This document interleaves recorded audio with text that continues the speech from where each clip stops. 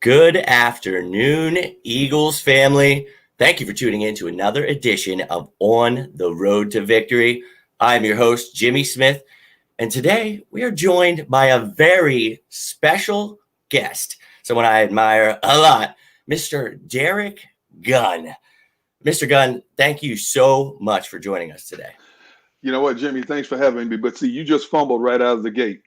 Calling me Mister is a taboo.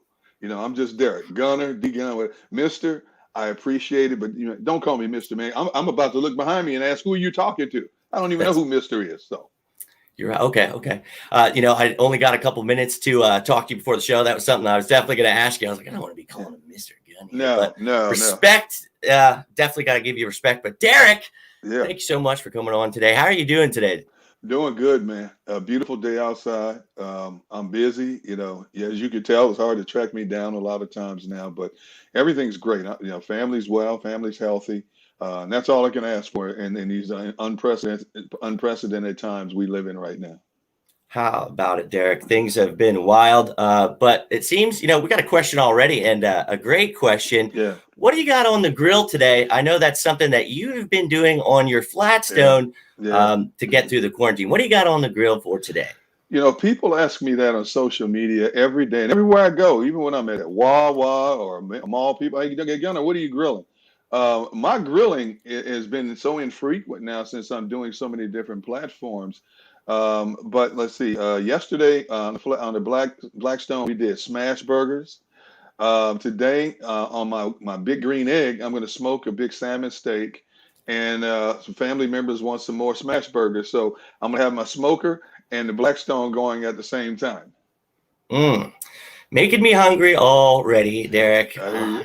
You do every day. I don't Yeah, like to harass you, but you do yeah. harass my stomach every time I pass. You and hundreds of others, brother. I don't do it on purpose. I just like to share. Well, yeah, and then my girlfriend ends up seeing it, and then I'm grilling for the day. So, There I you mean, go. you, See, I you get us inspire out there. you. I inspire you to grilling greatness. See? See, not just greatness here on, not just on these Yes. social platforms, but on Yes. the grill as a man as well. Absolutely. Shane here says, you are the man. I mean, this is what you are trying to teach people through Yeah. just your actions. And that's Yeah. something that I've always admired about you. And that's the reason I wanted to bring you on today. Shane, I A lot of, appreciate you, brother. and thank you, man. And, there's a lot of craziness in the world today. And, we talk about a minute before the show, this Yeah. is something I joined this social media world because of all the craziness and the madness of it. And I grew up watching you. I grew up Uh, watching the greats, and it literally, I aspire now to be like you. It took me going through some things in life, my yeah. fans know about. We talked a little bit about, but I went through some things, and I try to fight, and now I'm Yeah. trying to fight through and be the best man I can be. And one day we hope to do what you do, but I just wanted to bring you on, and you're someone that's friends with a man I truly respect and admire as well, Brian Dawkins. Oh And I yeah. know Oh that my you've man. helped Yeah. him. 23 years you spent in Philadelphia. Yeah. Yeah. You got to see his whole career. I was just hoping that you would give these people, some words of encouragement. Maybe someone like myself. What can we do to make this social media world a better place? How can I aspire to be more like you? Mm, Because it's getting wild out there, man. yeah. Be careful what you step into when you talk about social media. Social media, there's a lot of good, but there's also a lot of bad, and it's very easy to get caught in the quagmire of all the bad that's out there. And it's a shame that a lot of people on social media use it to be bitter, antagonist, hateful in a lot of ways, and hide behind a caricature on their social media platforms. But there's so much good out there. I mean, like with Facebook, through the years, I've been able to reconnect with people and friends I hadn't seen since grade school, middle school, high school, college. We've reconnected and we've shared family stories, and some of them I've seen again. When you're doing certain things, it's a great platform to get something out there when you're starting a new venture or when you're trying to enhance your business venture, such as yourself and me now as I continue to reinvent myself in a lot of ways. But I just tell people don't get caught up in all the negativism that's out there. And it's a shame that so many people seem to enjoy the negatives in more than the positive. Use the platform like Brian Dawkins, who talked about what he went through with depression, and he even still fights it today, and how he not only combats it and wins. And for those people out there that know your story, the fact that you're still sitting here and telling the story, it tells me that you're not struggling, you're winning because you're still here. See, you walked through that darkness, and you came out on the other side. A lot of people, unfortunately, don't get to come out on the other side. So now that you've seen what it's like to be in both the dark and the light, use that lightness, man, to share with other people, because, you may think a lot of words you speak along those lines are insignificant, but it only takes one word, one sentence to truly penetrate the heart and souls of some people, and to help them to push forward, to keep fighting, to not give up, to not end things abruptly, man. So as I've told you before we went on, you keep using that platform. You keep sharing out there, man, because see, you have firsthand experiences. If I try to tell people what to do, what not to do, but having walked your walk, it's effective, but not as effective as somebody who's experienced it firsthand and who's still standing here to tell that story today. I appreciate that, man. I really do. And that's just something that weighs heavily on me. And my father Right. tried to teach me that. And, listening to guys like you and Dawkins talk about things like that, it allowed me in my darkest of times to finally see a light. And, I really Mhm. appreciate you saying that, because that's all I Yeah. want to do. I want to show Yeah. people that I deal with depression. I deal with things, Yep. there's a reason I almost passed away. I went Yeah. through a lot, and I still every day I deal with health issues, but Yeah. I want to bring a joy to people, to show people every day you can wake up Absolutely. and fight, right? Absolutely. I Absolutely. mean, Not remember, just fight, but win. You see, you have to have that in your mind also. I'm not just fighting, but every day I'm winning. I'm winning every day. You have to keep telling yourself that every day. yeah, and I truly believe that, and that's something, I started doing this in 17, and that's what a wild year. Yeah. Everybody saying give up on the Eagles, and I'm saying fight, fight, fight. So, like you Yeah. just said, it's all Yeah. about winning. So the outcome truly pushed me to keep going. Mm-hmm. The Eagles helped me; they gave me something inside, and it's something I've always had in my family. I mean, my Mm-hmm. father was buried with his red and white jersey, so I mean, Mm-hmm. something that, and I, when I was on my deathbed, I had to write in my will that I will be buried in my Dawkins jersey. That's Mm-hmm. something, it means the world to us. And you are someone that meant the world to me. And I know a lot of people, it's like, oh, the players and things like that. But, this is something I aspired to do as a young man. And I got away from that. And now I'm here. So you know what? Shooters take their shot. And I was Yeah. like, I'm going to go ahead. Derrick Gunn just literally followed me on Twitter. I was like, you Mm-hmm. know what? I'm doing it because you're a great man. I truly appreciate what you just said there. You show people how to, even when you're down, I don't want to harp on something like it's a negative, Right. some Right. unfortunate events happen for you. But, I reached out to you right away and was like, I know you're someone that's going to take advantage of this social media Right. Right. world, and you'll be right on your feet. Now look at you.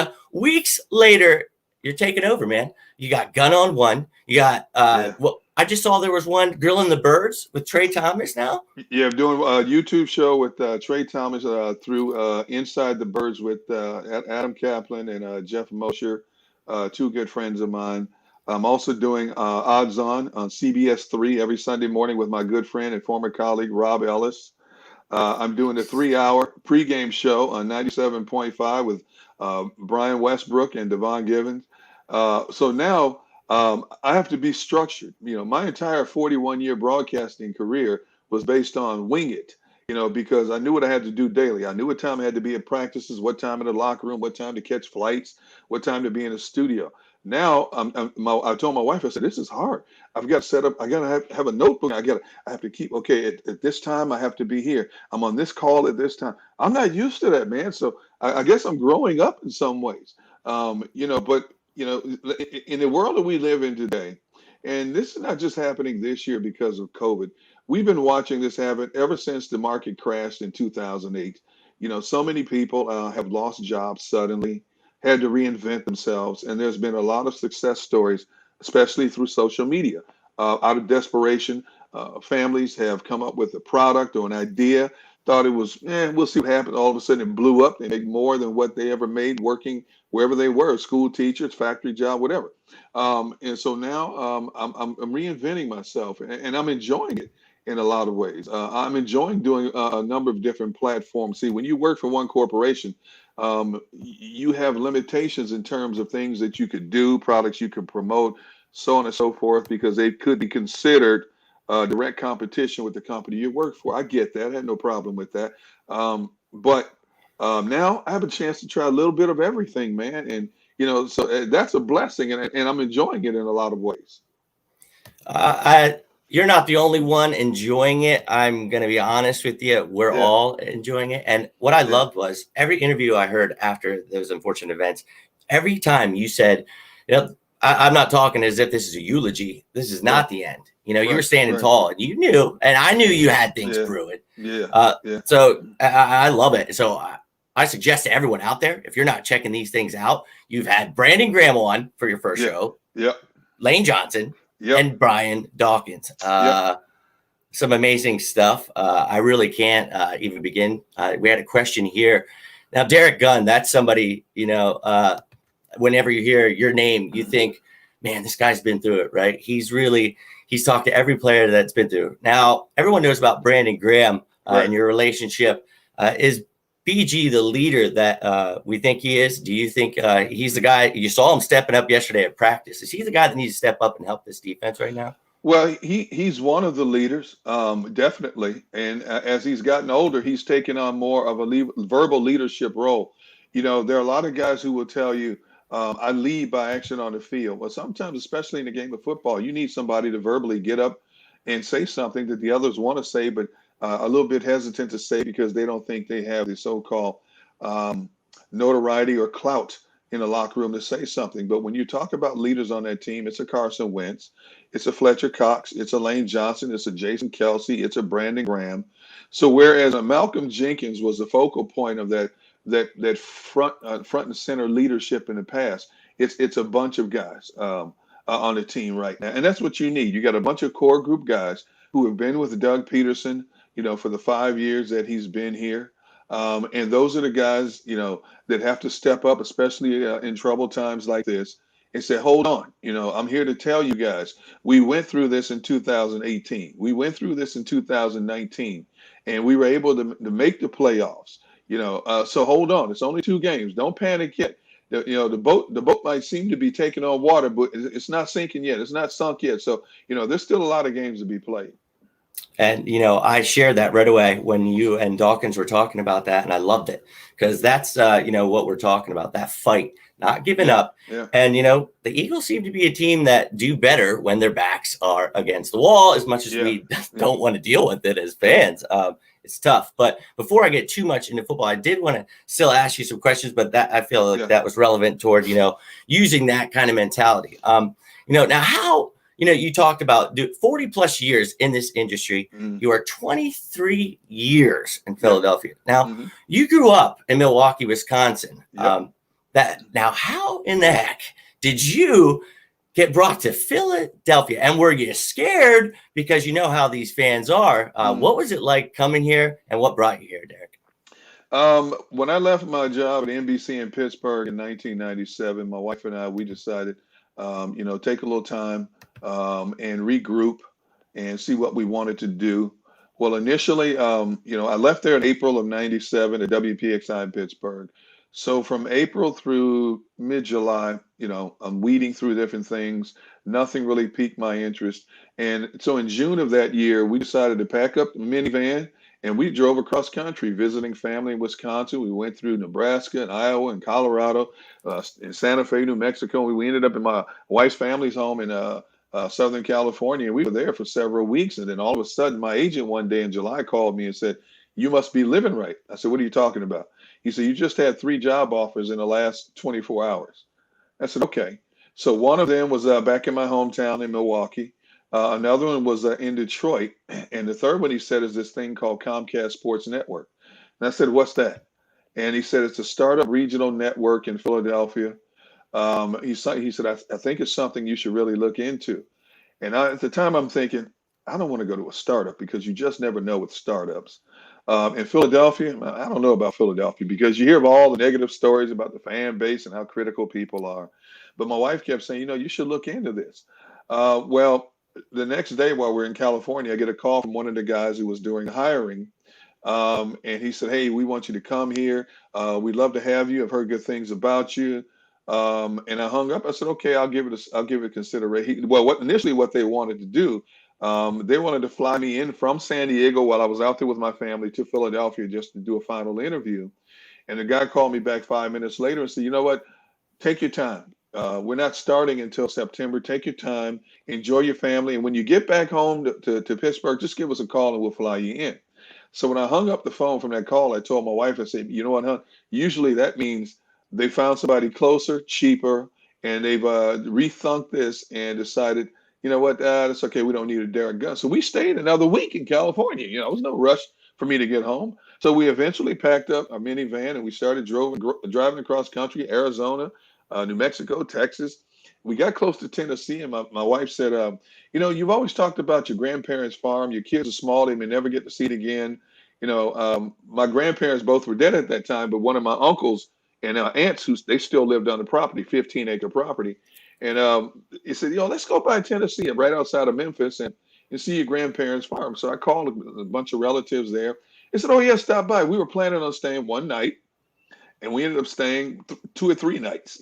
So again, I'm not in any hurry to get back home to Pittsburgh. I'm thinking, you know what, job's done. They don't want me. So eventually, we get back to Pittsburgh about a week and a half, 2 weeks later than I thought we would get back. And my wife said, "Just call them and see." And so, sure enough, I get home, unload the minivan. Next morning, I call and say, "Hey, I'm back in Pittsburgh." Guys said, "Hey, we've been waiting for you to call. Can you fly here tomorrow?" What? Yeah. Okay. Yeah. So I flew here. Um, at that time, the offices were in trailers outside of the Wells Fargo Center, which was a was a spectacle at that time. The studio wasn't even complete. We were walking in and out of studio on plank boards from outside to inside. The offices weren't finished, and I'm thinking, "There's no way I'm taking this job. I don't know what these people are doing. I'm not coming here." So I go home, and I talk to people like, I got to meet Leslie Goodell and a few other people that were there. And, they say, "Are you coming? Are you coming?" I'm like, "Yeah, I'll give it serious consideration." I went home. I told my wife, I said, "I don't know about this." She goes, "You know what? Maybe this is where God wants you to be right now. Maybe that's the door he's opening for you." So we decided to pack up. And lo and behold, when we came here, to be honest with you, I'm still thinking, okay, I'll stay here 3, 4 years maybe and use this as a springboard to go somewhere else. That was the plan for me and my wife and my agent, Mendez Napoli, who's based in Southern California. Stay here 3 or 4 years and, we'll see what else is out there. With 3 turns into 5 to 8 to 12. Next thing you know, I'm still here over 2 decades, man. So this is where I was meant to be. And you know what? It turned out to be the right decision, man. I love the fan base. I love the passion of these people. These people embraced me as they found out who I was and what I'm all about and my consistency. And these people embraced me and gravitated towards me. You can't help but love. Even when they're critical, you can't help but love a fan base like Philadelphia, man, because you know what? Come hell or high water, they care. That's the most important thing. They care. There's a lot of lounge chair quarterbacks out there and coaches who think they know more than you. And I love to engage those people as well, man. But the bottom line is they care. That's the truth. And that's the one thing, you look at we're passionate, whether or not we're on you or not, it's because we know what you're Yeah, capable of. sure. And I Absolutely. think that's why you're so respected, Derrick. I mean, you went after the players and the players respected you because you're an Yeah. honest man. They know they could confide in you. I mean, that's something that you got to respect. It's something my father taught me, an honest man is going to make it further, and I love that about you. And I think that you've been a part of this for a reason. Like you said, God put you on a path to be Yeah. a part of Philadelphia. And I think, growing up in Milwaukee, Wisconsin, that's wild. I'm sure you never Yeah. thought in your wildest dreams that you'd end up in Philadelphia. But you No. talk about how much we do love you, man. And that's the thing. You saw when those unfortunate events had occurred that we had your back right away. Yeah. And Yeah. I mean, that's the passion we share for those players. So how did that feel for you to see that, everybody had your back? Like, did you expect that much of an outpour? Because I saw it and I was like, yes, Yeah. just unbelievable. Yeah. You know, um, when I found out I was being laid off, my wife was in the air flying to Southern California to go visit her family. I said, "Man, she's going to land and I got to drop this bomb on her." So I told her, what had happened. She thought I was joking because I'm always joking, with her. And I said, "Hon, I'm serious this time." And she goes, "What?" She goes, "You know what? Okay, well, God has a better plan then. Maybe, when man closes one door, God opens another one. He always has for me. And that's been my whole career. Everywhere I've gone, from El Centro, California to San Diego to Milwaukee to Pittsburgh to here, I've always left on my own terms, except from here, but that's understandable. When you think about what happened with the COVID, and basically across our NBC platforms, a lot of us, who covered football, the jobs weren't there. You couldn't interview players. You couldn't go to the locker room. So they had to justify. So you know what? So a few days after that, I decided I'm going to sit down on my patio deck and just put a thank you video out there, 2 minute, 18-second video. My guy, Marshall Harris at D Gun, he said, don't write a goodbye like everybody else does, man. He said, you know what? Sit outside and let people see your face. I said, you know what? That's a good idea. So I sat outside. I had to do it like 4 or 5 times. I didn't know Twitter only handles like 2 minute, 20-second videos. So I had to redo it like 3 or 4 times. But I released the thing and I'm thinking, okay, maybe a couple thousand people, might say, hey, D Gun, well wishes. Never in my wildest imagination did I think close to 1 million people would view that video. I never thought it would have been trending for like 48 hours. And the outpouring of support. Brian Dawkins' video, I will always save that video. Brian Dawkins and I go way back, and we've talked through a lot of things. I helped him through a lot of things. Brandon Graham, Lane Johnson, Hollis Thomas, Jeremiah Trotter, Donald McNabb, Brian Westbrook, and every writer in the city, every other TV person, sports person in town, even news people, play-by-play people. And I'm not sitting here tooting my own horn. What I'm trying to tell you is this. I was shocked and overwhelmed that people into that magnitude, that volume, went out of their way to express their sentiments on social media platform, texting me and calling me for like 3 weeks straight on my phone, nonstop text calls. What can I do for you? How can I help you? What so on and so forth, as I've done for so many people. In a lot of cases, with me and my wife, we're so used to giving that a lot of times it's uncomfortable to receive. You know what I mean? Because you don't expect anything. We don't do things to get something in return. We just do it out of the goodness of our hearts. And so we were just talking about this the other night. Sometimes maybe we're a little uncomfortable with receiving because we're so used to being the ones extending ourselves. But you know what? I can't thank all of the current players, ex-players, media base in Philadelphia, especially the fan base in this city. I can't thank them enough for the support they've given me. Yeah, and I was proud to see that, because you earned that. And, Brian Dawkins, of course, I see every message thing he's ever sent of Yeah. mine or retweeted because he's that great of a man. And it's Yeah. awesome to hear Yep. that you were there for his struggle. And I had heard Yeah. things like that before from him. So, I knew the impact you had, and I've always strived to be able to meet guys like you and Dawkins because of I want to be that kind of man. I want to be able to help other people and use my story to help people as I grow. Yeah. And, Yeah. it's great. Thank you, Eagles fans, for doing what we should when a great man, and we will follow you. I promise you, you'll get more than millions of views. So Right. Can't wait to see what's next. Anything new you got? You're going to be on the grill maybe or out fishing, anything like that? You never know. I got a beautiful lake 3 miles down the road from me. I stop at. It's like my second office. I go there sometimes, just for the peace. I just love being out in nature. Love watching cranes and egrets fly by. And I always tell people a bad day of fishing beats a good day of work. So every now and then I go down there. My grandson and my daughter, and one of my daughters and son-in-law lives with us. So my wife and I chasing around our grandson, who's almost 22 months old now. That's a joy. In my house, there's 4 adults, 3 dogs, and what I call a 21-month-old demolition expert. And it's nonstop entertainment in this house, and I wouldn't have it any other way. I have 2 grandsons, you know what? Coming up next, I'm about to launch. I want to do voiceovers. I've always wanted to do voiceovers like industrial films. I've always wanted to do like narrations. Like I love watching those Discovery narrations and stuff like that. I want to do like audio books and things of that nature as well. And I told the Philadelphia Business Journal, a guy interviewed me last week. I said, at the top of my voiceover wish list would be to be a voice in a movie, some kind of movie, a Disney movie or something, and to do voiceovers for the NFL films. When they Mm. do those historic pieces and stuff like that, I would love to do that. So we'll see what happens. That's on my bucket list, and we'll see how it pans out. I'm doing things right now I never thought I'd be doing right now. I'm doing a podcast. Gunna One has really been successful so far, and we're barely not even a month old yet. And I'm not going to give it away, but my guest for this Monday is a guy who is well known in this region, and there's no fine line. You love him or you don't love him. He's an either or type person. So I can't tell you who it is, but we're going to have a very colorful, candid conversation coming up on Monday when we tape the latest edition of Gun on One. I'm doing TV still, Channel 3. I'm doing radio now. I'm doing YouTube shows. So, if I can make them all come together and make as much money as I used to make, we'll see what happens. Maybe more. Who knows? But I'm having fun. The main thing is I'm having fun now. More. I'm thinking for your future, to be honest with you. Yeah. But to be real, you said it yourself earlier.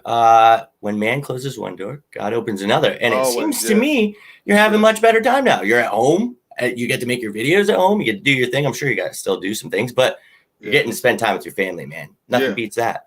Yeah, exactly. When my wife came back from California, it's funny. She sat down. I was watching TV. She goes, "Put the TV on pause." I said, "Okay." She goes, "I need to talk to you." And so, when a wife says, "I need to talk to you," it's like, "Oh no, what did I do now?" And so she goes, "So now that you're at work, what are you going to do? Because I'm the breadwinner in this house." And I busted out laughing, right? And I said, "You know what, hon? Well, I'm going to work on some things. I'm going to take some time just to clear my mind and enjoy a couple of weeks." But it was funny that she used that tone and said, "I need to talk to you right now." And so we just started laughing. She goes, "Well, what are you going to do?" And so I said, "Here's what I want to do, and let's see what happens." Some things you want to do takes a little bit longer than you want. And then there were some things that just presented themselves along the way I never even thought about, like Channel 3 and 97.5. I wasn't even thinking about it. They presented themselves. And so I said, yes. There's some things I said no to. I also want to do some media consulting and motivational speaking along the way as well. So those opportunities are out there. It's just a matter now of lining everything up and structuring my life more so than I ever had before. Yeah, structure seems to be something in this world that needs to be. I'm myself trying to figure that out. Yeah, it's wild. I have nowhere near the schedule you do, so I better up my game. But no, it's great to hear that, though. I honestly, that's another thing. It's like you have a great voice for those kind of things. I think you would be perfect, and especially doing things for the Eagles. Obviously, we all think that, but NFL films, what a great idea. Yeah. But my girlfriend always tries to get me into doing the voiceover stuff too. Man, that is fantastic to hear you say that, and I'm going to look forward to definitely backing you up. Why not? Give it a try. Don't limit yourself. Don't ever say I can't unless you try.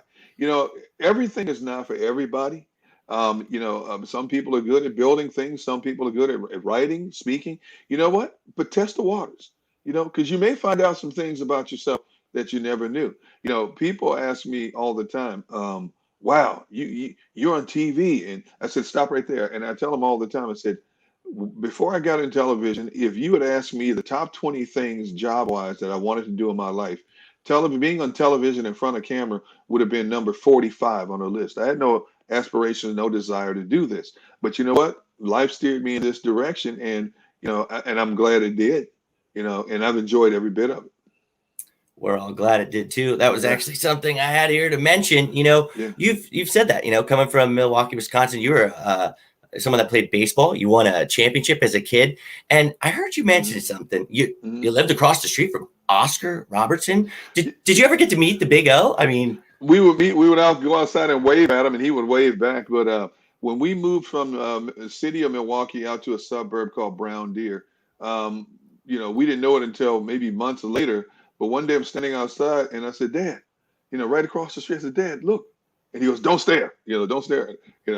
And so, it took a little while, but we lived across the street for a while from Oscar Robertson, one of the greatest players ever in the history of the NBA. Yeah. That was a real treat. Yeah.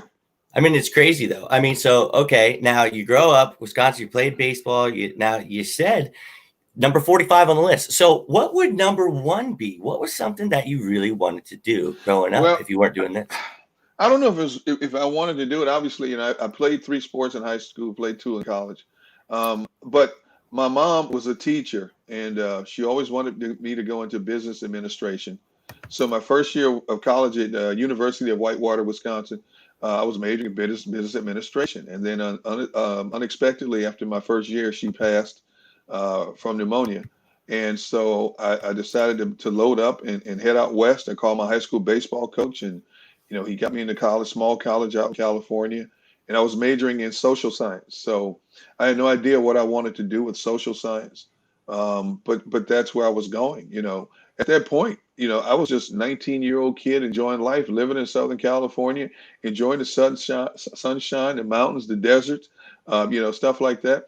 So I didn't have much of a direction at that point. I didn't really know what I wanted to do, but it wasn't television, that's for sure.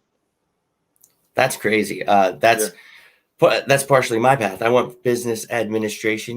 My things threw me a curveball. yeah, So that is something that intrigued me. I wanted to yeah, ask because yeah. it's like this was not my number one. I had No, much no. different plans, but that's awesome to hear. Now let's get into this second half. Great to hear about that. Thank you for sharing those stories. Sure. Wonderful to get to know you here. I am on cloud nine here. And I hope you fans are out there enjoying it. Thanks for all the comments and questions. Now, something that I love is you always have the inside scoop. You had it Mhm. Monday. I'm listening, drinking my coffee, and I'm like, what did Lane Johnson just say? I'm like, Yeah, I'm writing notes and making tweets and getting the information out as if I'm watching a press conference. You're still out here killing it. And then yeah, last night I'm getting ready for this show, and you yeah. do it again. Alshon Jeffrey is out for this Sunday. So you're still killing it doing that. So what do you have anything for us? Anyone that had missed that late night or this morning with what's going on with Alshon? You had reported that he would possibly be missing this Sunday. Yeah, Alshon is not quite there yet. When you look at that type of injury, a Liz Frank injury, everybody heals differently. And that's a tricky injury because if you bring them back too soon, you can have a major setback. It could be your career. Look at Brian Dawkins. That ended his career, Liz Frank injury, finally. You look at a Jalen Mills when he went through it a few years ago, it took him almost, 15 months. It took him over a year before he was able to play a game again. So the fact that Alshon had that surgery last December, and people throughout the summer were talking about he could be ready at the beginning of the season. I'm like, not with that injury. And then people are saying maybe in middle of September. I said, because what I knew was, as he continues to rehab and develop and strengthen that thing, you don't want to rush him too soon. And so what I was told as I put out on social media last night was definitely not playing this game.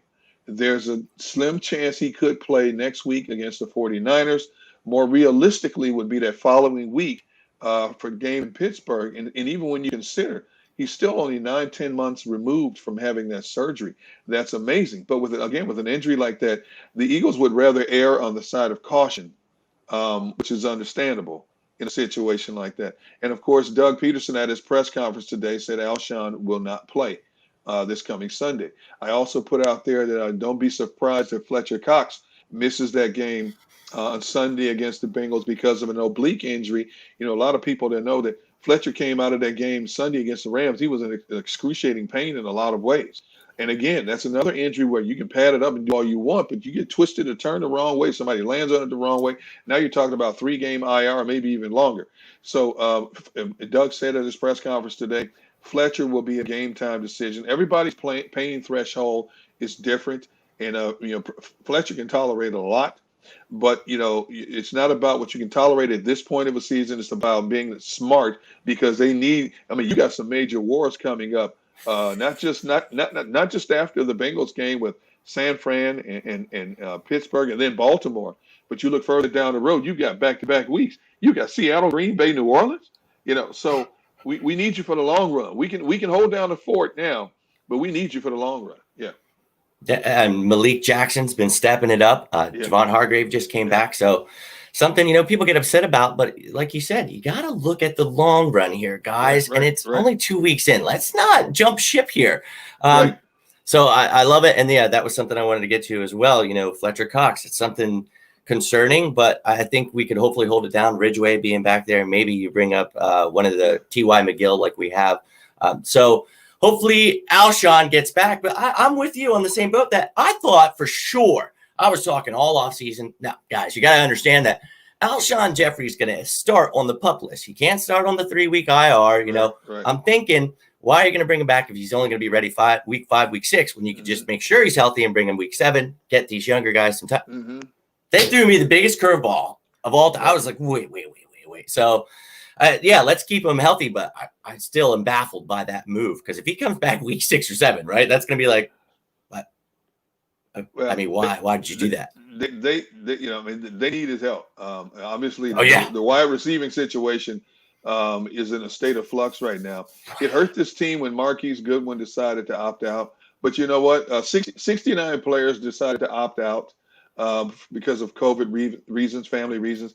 I applaud every one of them that set aside their money matters and was more concerned about the health of family members, whether it's the kids, their wives, uncles, aunts, grandparents who may be diabetic, maybe dealing with cancer or some other kind of debilitating, affliction or disease. So I applaud any player that took the $150,000 stipend for 1 year and decided, I'm not going to play the game because what I have at home is more important than what's going on. So, but as we look at the Eagles wide receiver situation right now, they still can't seem to get Deshaun Jackson in a flow. He had him on a pitch count the first game. He didn't get a catch until the second half of game number 2. You got to turn this man loose, and not just on deep routes. Deshaun can run the entire route tree. Send him on the crossing route. Send him on the delayed drag route. Send him on a deep post route. When he started becoming a factor in the game Sunday, it was the up and out moves. DBs still have so much respect for him. They're giving him that cushion. You can dink and dunk your way down the field to Deshaun all day. And when you start becoming predictable going to Deshaun, that's when the likes of a Greg Ward is open. That's when the like of Ertz and Goddard are open somewhere in the middle of the field, and even a John Hightower. So you know what? Utilize that man. Now, obviously, if you overuse him, a little fragile right now in his career. But you know what? These are dire straits right now. You got to send out the SOS. You need to win in any way, shape, or form you can get it, and utilize that man. I hope they leave Greg Ward in that slot position. I think that's the best position for Greg Ward. That's where he's best suited. Every time he catches a pass is a first down. I call him first down Greg. John Hightower, JJ Arthega, Whiteside has got to step up his game. Now, obviously, people blame, Whiteside in a lot of ways, but you're only as good for as many balls as a quarterback throws to you. And I don't know if Carson Wentz has a lack of confidence in Whiteside right now, but you know what? It's all hands on deck right now. You got to use from tackle to tackle, sideline to sideline. You got to use everybody at your disposal to flip the script in terms of what's going on right now with this team. Definitely. And you talk about being scared to throw to Arthega Whiteside. Probably didn't help his case, when you killed the momentum last week throwing that interception. Exactly. But you look at the other receivers, that's a great point, talking about Marquise Goodwin, somebody that I thought was a great move. You trade back 20 spots in the draft. It was like from 190 to 210. You restructure him for like 1.35 mil. I thought, oh man, this is a great move. Well, he had a kid.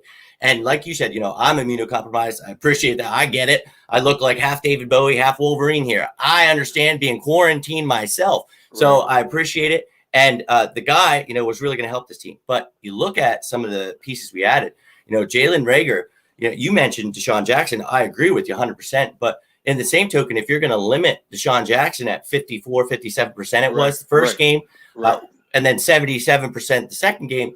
Okay, well then where's Jalen Reagor, the guy that's supposed to replace Deshaun Jackson? And I get he's hurt now. But before that, I thought in game 1, for sure, some quick bubble passes, some bubble screens, some screen passes. The kid is actually good on all 3 levels. Exactly. Yep. You look at what the Rams did. Look, they love to run the reverse. They love to run the rollout.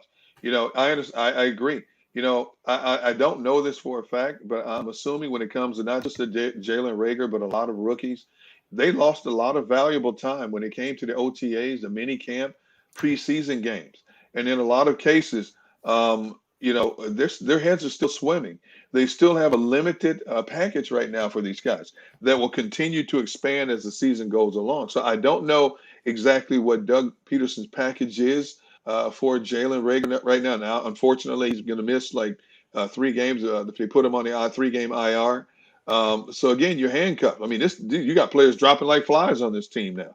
So hopefully, when a Jalen Rager comes back, now that he's had a few games to get under his belt, now that he can watch, he's basically playing Deshaun Jackson's position. So now that he gets to watch Deshaun in game action, not just practice action, but game action, that will help speed up his learning curve and get him back in there, and he becomes a more viable entity in his offense moving forward. Definitely. And I couldn't agree more. And, it was nice that he was at least out there, right? Because in our minds, this kid wasn't playing the first few weeks anyway. Tears his shoulder. And then he comes back. And one of the things, I had a pre-draft video about him, his toughness. He reminded me of a young Steve Smith. People were trying to tell me, oh, no, he's just a speedster. Well, he comes back, and I said, well, do you really want to question this kid's toughness? And then again, on Sunday, that kid actually looks like he heard it during the game and then came back out and continued playing. So I have some high hopes for him, and we better, because we got to figure this cap situation out. And I don't think Deshaun Jackson's going to be around. So, like you said, he's filling that Z receiver role. And we need to see him in motion. We need to see him on those end routes. Get him the ball. Come on, man. I mean, you said it. The Rams, they're doing it right in front of your face. I mean, it kind of is a smack in the face to watch teams like Andy Reid and the Chiefs, just moving the ball down the field. And you're like, wait.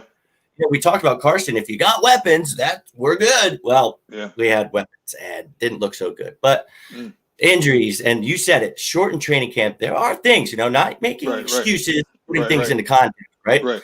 So making sense of it. And, one thing, though, people are saying, and I don't remember who it was that reported it, but I know that you can give us a more realistic view on this. Has Doug Peterson hit a wall, as someone said? Is this really all on Doug? Is this something where you see that he's on the hot seat right now?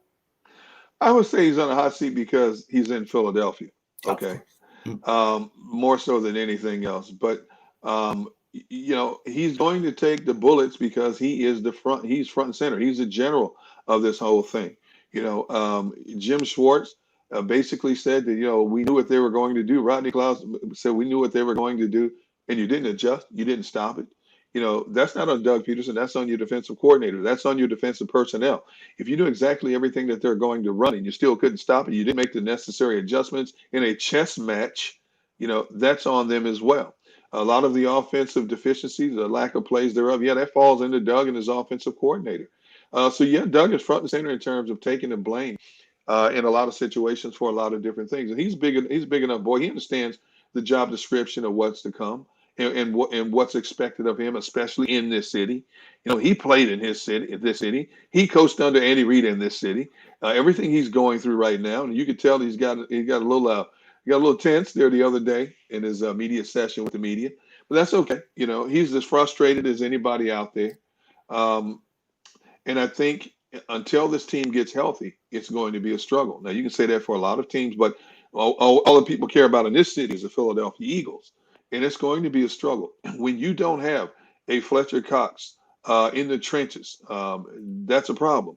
When you don't have arguably the best right guard in the game and Brandon Brooks, that's a problem. When your first round pick left tackle is out for the season, that's a problem. Okay.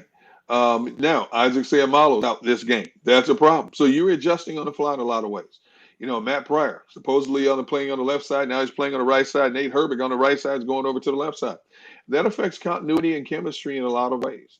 And they better keep the heat off your quarterback, because if quarterback doesn't have time to throw, he's going to be battered and bruised a lot sooner than you want at this point. So this is a game Sunday. When you look at who they're playing on Sunday in Cincinnati, this is a game I call a healing game for the Eagles. This is a game where even if you win by 1 point or you win by 21 points, the bottom line is you get the win, because you want to emotionally and mentally heal and be able to breathe for the storm that's coming up over the next 3 weeks after that.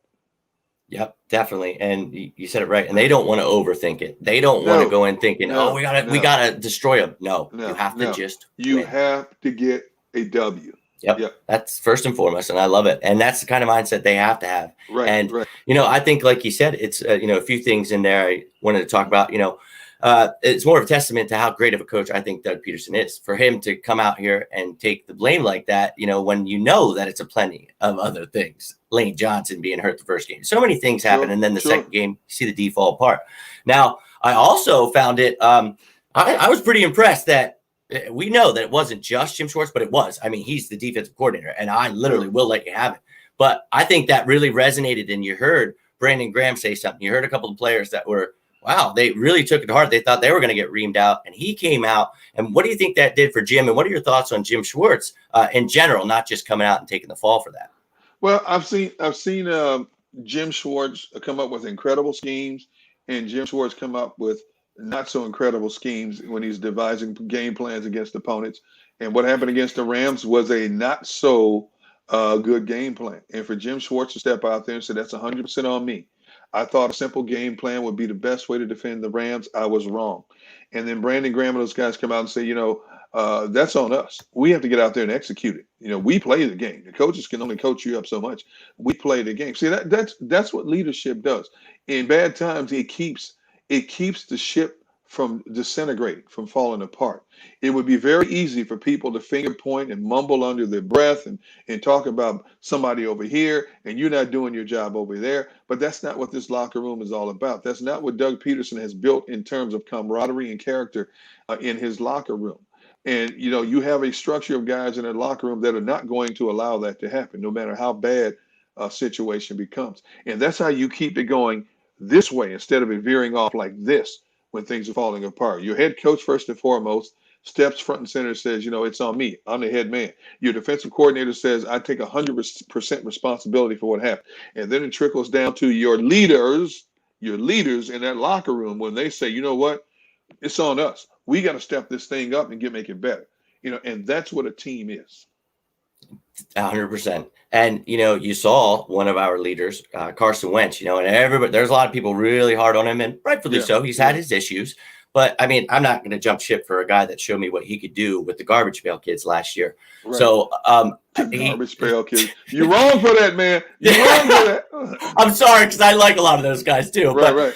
Let's be real here. Those guys weren't going to be starting in the NFL anywhere, let alone even be fourth, string. But he made some great players out of Greg Ward. We got to see, and that's something, I love to see. But I'm not ready to give up on him. But it was nice to see him take responsibility, and say, and it was crazy because he said, this is the best I've ever seen this team. And you know what? In a way, I kind of believe him, because I think that this team does the best when they're pissed off, when their back is against the wall. And I think we finally got that. And I think they better be, because like you said, it's not just the Bengals. Then you got the Niners. I don't care if they're banged up. And then you got Steelers, Ravens, and then that back half. My Lord. And you got the Browns and Cardinals too, right? Two young, athletic quarterbacks. Kyler Murray is balling right now, man. That young man, when the Cardinals came out of the gate and beat the 49ers in San Francisco, that's when I said, okay, because, I think a lot of people, they drafted a linebacker in the first round.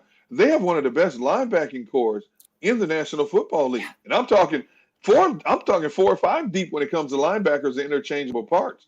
Don't underestimate what they're capable of. I mean, that kid didn't win Offensive Rookie of the Year by a fluke. He's big as a Smurf. But man, I'm watching him dart in and out and avoid hits and leave people in the dust. And I'm telling you, this could be an exciting team to watch this year. And I'm looking forward to seeing. Of course, it's later in the year, but I'm looking forward to seeing the Eagles when they go out there and play that team, just to see exactly how they try to defend against that young man in that offense. I can't say I'm 100% looking forward to it, but no, I know you're, and I am. It's gonna be a fun game, right? And it's something that I'm looking forward to in my mind, because I agree with you. Kyler Murray is amazing, and now they added DeAndre Hopkins, Larry Fitzgerald playing for his oh my goodness. Is this guy real? First off, I mean, Larry Fitzgerald's like 95 years old and still kicking. I wasn't going to say it. That was literally going to be my joke. Right. But he grew up, someone watching his dad got to work for the Vikings, watching Chris Carter. So, woo! What a great player that is. So that will be a fun game to watch. I agree. Now, Carson Wentz, I would love to see him start playing like he did back in 2017, but not just 2017. People seem to forget what he did. He rushed back in 2018, but last year, I really loved what he did. But, I'll kind of, since we're coming near the end of the hour, kind of wrap up what, you also said in the last question about, we got new linemen again. Yeah. Nate Herbig moved from left guard to right guard. Now, he was doing well at right guard. So before we talk about protecting Carson Wentz and getting back to him, I want to talk about protecting him. So what do you see? Why is Matt Pryor moving to the left? Did he do so bad at the left guard that they moved him to right guard now? Well, Or see, do you think maybe – oh, go ahead. I think he's better suited. I think Pryor's better suited on the right side. You saw how he played against Seattle in that playoff loss earlier this year, and he graded out well. And I think that's a better position for him. I don't know if Herbig is going to be a better left guard than right guard. We're going to find out, obviously, on Sunday. But Jeff Stoutland, you have to trust Jeff Stoutland. Jeff Stoutland is one of the better offensive line coaches in the game, been around the game a long time, highly respected. If Jeff Stoutland feels it's best to move Herbig from the right side to the left side and put Pryor back on the right side, I have to go with him. Jason Peters is what he is. He's a future Hall of Famer. He may not be the player he was 4 or 5 years ago, but he's still better than what you could have out there on that island protecting your franchise quarterback's blind side. You put Pryor in between a Pro Bowl right tackle in Lane Johnson and a Pro Bowl center in Jason Kelce, and I think that's the most stable line you could have right now in terms of trying to establish the running game against a run defense that gave up 215 yards rushing to the Cleveland Browns last Thursday night. And in terms of protecting your quarterback. Love it. And I was going to say, they're 29th in the league, but that means nothing. You've been 2 games in. No, but last no. week, giving up 200 yards, that's telling. Right. So give the ball to Miles. Let's feed that man the ball. But don't overuse him. Don't overuse him, though. Keep him anywhere between 18 and 23, 25 touches. That man is not built to carry the ball 25 times a game. Give him 18 to 20 carries. Give him another 4, 5, 6, swing passes. Get him out in open space. Get him in a mismatch situation. That's the best way to utilize a Miles Sanders and keep him on the football field instead of the hot tub. Love it. And that's right. Take advantage of that linebacker matchup, attack with the screen game, everything like that. You're missing Rager. So, don't overuse him. Right. And I think this is where Boston Scott and Corey Clement actually excel. They weren't. Absolutely. That Washington game, that's a tough. And I talked about that before that game. If we were missing Lane, we were going to be in some trouble. I didn't know it was going to be 8-sack domination, them beating us. But, those guys were not fit for that role. I was hoping the Eagles were going to bring in someone like Devontae Freeman earlier in the season.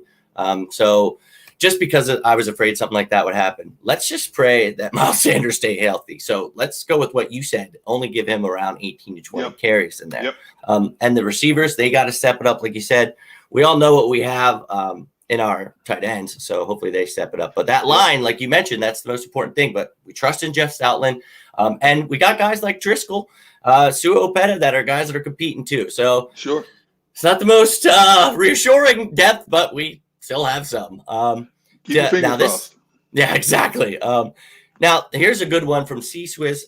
This is something I wanted to ask you about Carson. I wanted to get back on him.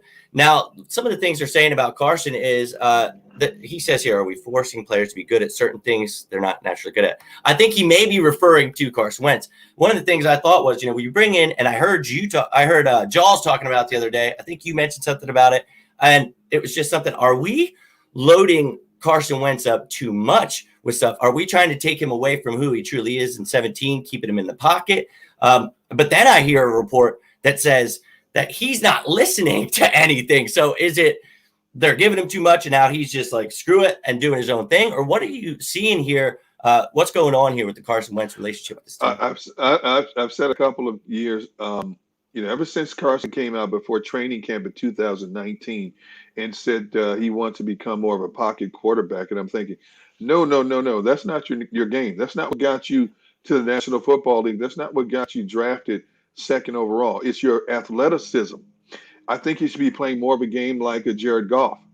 Roll that pocket. Get him outside the pocket. Let him find the seams. When the Rams roll their pocket, look at how many receivers were standing wide open in the middle of the field. Okay, or along the sideline. Look at how many sideline tosses Jared Goff completed. Because of that, it's in the people's mind. Is he going to throw? Is he going to run? You freeze the outside linebacker. You free as a safety. With the Carson Wentz, let that man move. Give him the option to throw or to step up and run. Now, I don't like Carson staying in the pocket because when he feels the pressure, I think he ducks his head forward too much. And especially that first game, when you got a formidable defensive front like the Redskins have, you're going to have some 300-pound guy bearing down on you at one point, and you're going to go to that duck move, and he's going to catch you in the crown of the helmet. And now you're talking about neck injury, possible spinal injury. We got to get Carson out of this, duck head forward. Do like a lot of quarterbacks do. Drop, protect yourself. Roll, protect yourself. I mean, he's a big target. He's a big boy, 6'5", but, you want to avoid some of those hits and some of the punishment he's taking. Get him outside of the pocket more. I understand there are times when you got to stand back in there. Stand back in that pocket and survey a situation and either get to your tight end in the seams or let it fly down the field. But for the most part, how many plays did the Rams run outside of the pocket for Jared Goff? Misdirection plays and reverses. Get more of that involved in the game. Take some of that pressure off Carson. Let the people who also get paid to help your offense be more involved in the offense and do a little bit more, because we've seen what has happened to Carson health-wise in recent years. And I'm not going to label him fragile, because a lot of people want to label him fragile. But don't make this man take unnecessary punishment if you don't have to. Yes, I couldn't agree more. Yeah. Teach him to definitely fix that part of his game. Yeah. So that's something I agree with. Now, do you think something that's weighing on him and making him, maybe throw these errant throws, maybe with their coaching in his head, Right. staying in the pocket, are all these things weighing on him? But most importantly, drafting Jalen Hurts. Do you think, and now game 2, you already have him dressed, whether or not he's playing trickery or not. Do you think that is affecting Carson Wentz? I think it's in the back of his mind that, hey, these guys may have just drafted my replacement. If not in 2021 and 2022, I have to step up my game to prove them wrong, to prove this fan base wrong, to prove a lot of outside perception wrong. Sure you do. I mean, you go back to when Green Bay had a Hall of Famer named Brett Favre, and they shocked the world and drafted this guy named Aaron Rodgers. Now, Aaron Rodgers sat on the bench for 3 years. But still, once Aaron Rodgers got the job, and then Green Bay does it again this year, they're screaming for wide receiver help. They drafted Jordan Love, and Aaron Rodgers got to be thinking, I'm not giving this guy my job yet. So Carson Wentz, still in the prime of his career, 27 years old, has me thinking, okay, are they giving up on me? They gave me all this money, but are they really giving up on me? I've got a lot to do here to prove a lot of people wrong. So that could be as well. He would never admit that publicly, especially in the midst of a season, but it's out there. You think about it, and not just here, it happens with other teams as well. So it's something to think about, something to keep an eye on, because now if Jalen Hurts dressed in game number 2, we're assuming Jalen Hurts might dress for game number 3. He had 3 plays in game number 2, didn't get to touch the ball.